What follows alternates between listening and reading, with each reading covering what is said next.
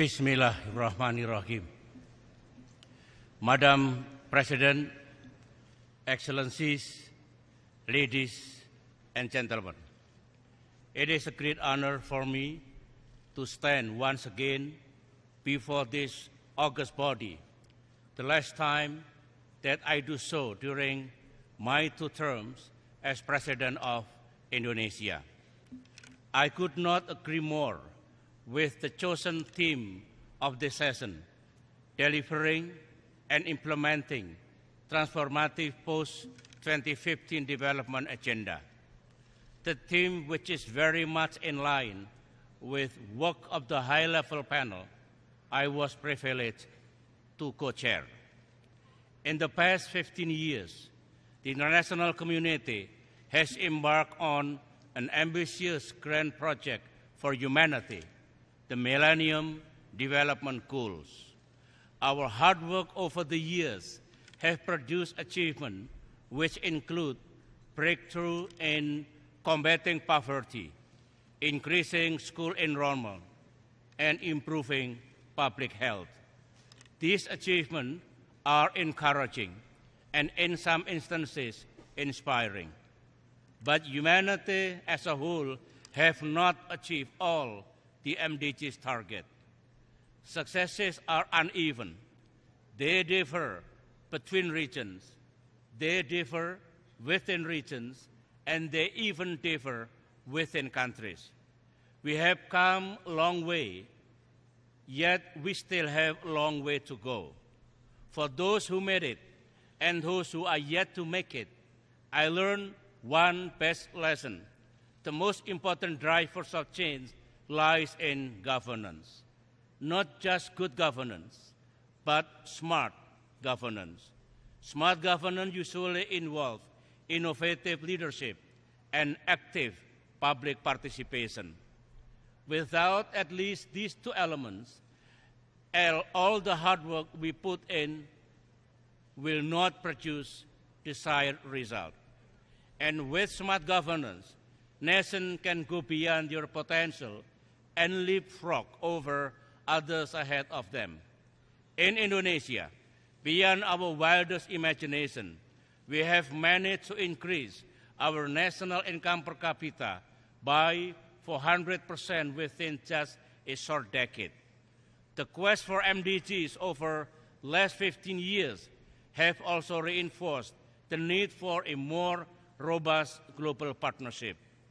There were certainly plenty of actions, but somehow our work in the World Trade Organization and the post-Kyoto climate, in reforming the global financial architecture, in reforming the United Nations, and many others have proved to be painstakingly slow.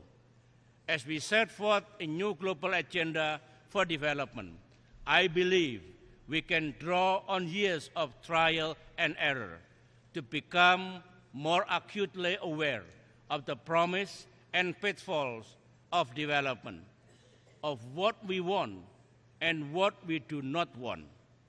We do not want development that measures progress in terms of material provisions alone and end up dehumanizing and marginalizing our citizens. What we want is sustainable development with equity. Yet the importance of our work lies beyond the issue of development, as we are now also confronted with yet another major problems. We are witnessing a worrying deterioration in the relation between the major powers. None of us, certainly not the United Nations, can afford to bury our head in the sand about this grim development. This is worrying, as for over 2 decades since the fall of the Berlin Wall, the world has actually witnessed a series of promising turn of events. Most fundamental is the fact that improved relations among major powers had created ample space for new strategic and economic opportunities. Thus, global trade reached $23 trillion for a most six-fold growth in a year after the end of the Cold War in 1990. The fastest growth was during the period that coincides with the pursuit of the MDGs from 2000 to 2013, which was 1.5 times as fast as the preceding 2 decades. As to global investment, the value reached almost 1.5 trillion in 2013 for a near seven-fold growth since 1990. In Southeast Asia, this positive geopolitical development has allowed us to develop stronger cooperation and evolve the region's architecture. It led to the establishment of East Asia Summit, a vision for the ASEAN community, a progressive ASEAN Charter, a more active ASEAN Regional Forum, and others. Indonesia, too, was able to develop strategic partnership with all the major powers, as well as with many emerging powers. Madam President, I observe that today the international community is concerned about the danger of the old Cold War returning to our fold. Major power relations are worsening, fueled by mutual suspicions. Relations that were previously stable and cooperative are now marked with volatility and tension. And this benefits no one. Therefore, we should not let this become permanent. The major powers, and certainly all of us, have an obligation to work together to resolve the major issues of our time. Just to mention a few, we need to end the suffering of the Palestinians in Gaza and the rest of the occupied territory, and to deliver the still elusive two-state solution. We need to resolve the conflict in Ukraine that is now shaking relations between Russia and the West. And we need to find an effective and durable solution to the ongoing conflicts in Syria and Iraq. To do all this, there must be mutual accommodation. There must be a forward-looking attitude that embraces a win-win predisposition over zero-sum attitude. Diplomacy must take precedence. Trust deficit must be turned into strategic opportunities and confidence building. And it is not enough just to call for peaceful coexistence. That is so 20th century. Here, in the 21st century, we need much more than a condition where world powers merely peacefully coexist. We need them to work passionately together to foster strategic cooperation to tackle global issues. They must begin to turn the trust deficit into a new strategic trust, not just between them, but also with the emerging powers and with all nations of the United Nations. It is possible. I would say yes, a resolute yes. For this is what has transpired in Southeast Asia. In the second half of the 1960s, Southeast Asian nations were poor, divided, insecure, threatened by a war raging in their neighborhood, and ignorant of one another after centuries of separation during the colonial past. The establishment of the Association of Southeast Asian Nations, ASEAN, has enabled countries in the region to form the habit of dialogue and consultation with one another and learn to trust one another. Today, we can proudly say that the once divided 10 Southeast Asian nations now belong to the ASEAN 10. Together, they are all drivers of regional affairs and masters of their own destiny. A number of sensitive interstate and intrastate conflicts were peacefully resolved. Those that remain are being addressed through dialogue and negotiation. And economic interdependence has become the norms of the day. Moreover, Southeast Asia is on the verge of becoming a true community, and we regard this as the apex of strategic trust, which we believe can be replicated everywhere.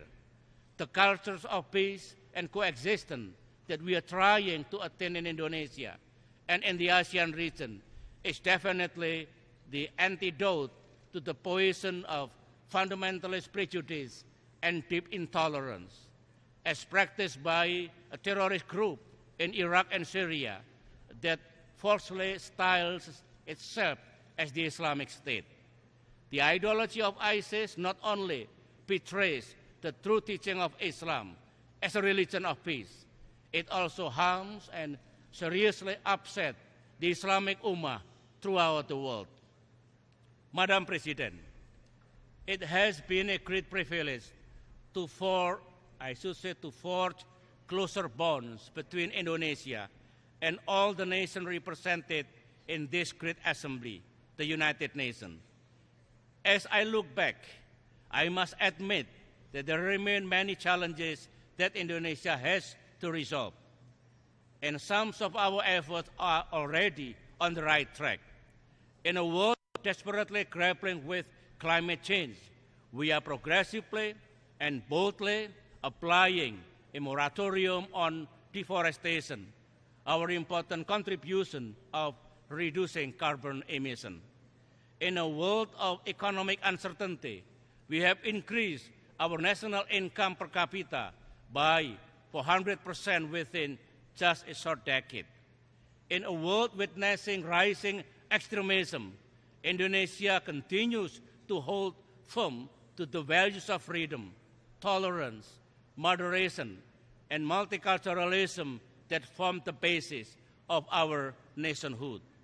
In a world still burdened by insurgencies, we have managed to find a permanent peaceful political solution to end the 30-year conflict in the Aceh province. In a world marked by turbulent transition in the Middle East, we have shown time and again to our people and to the world that in Indonesia, democracy, Islam, modernity, and human rights go together.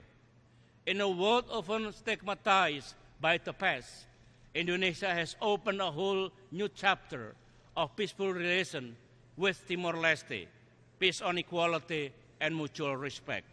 And in a world where territorial disputes often erupt into open conflicts, Indonesia has continued to peacefully resolve one by one overlapping maritime borders with Vietnam, with the Philippines, with Singapore, and others.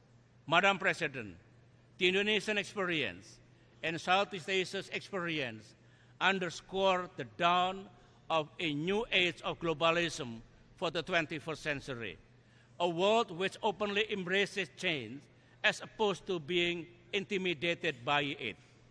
What the world so desperately needs today is the pioneering spirit, the boldness to break old boundaries and create new frontiers.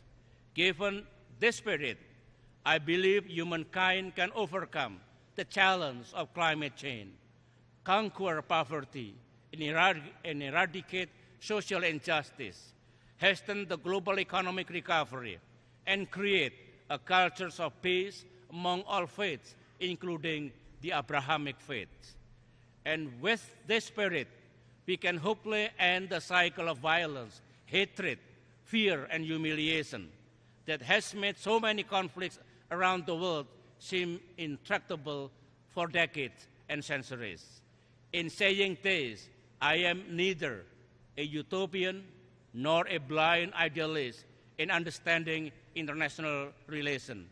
But I do believe that with strong commitment and political will, we can make the impossible possible. As we say in Indonesia, di mana ada kemauan, di situ ada jalan.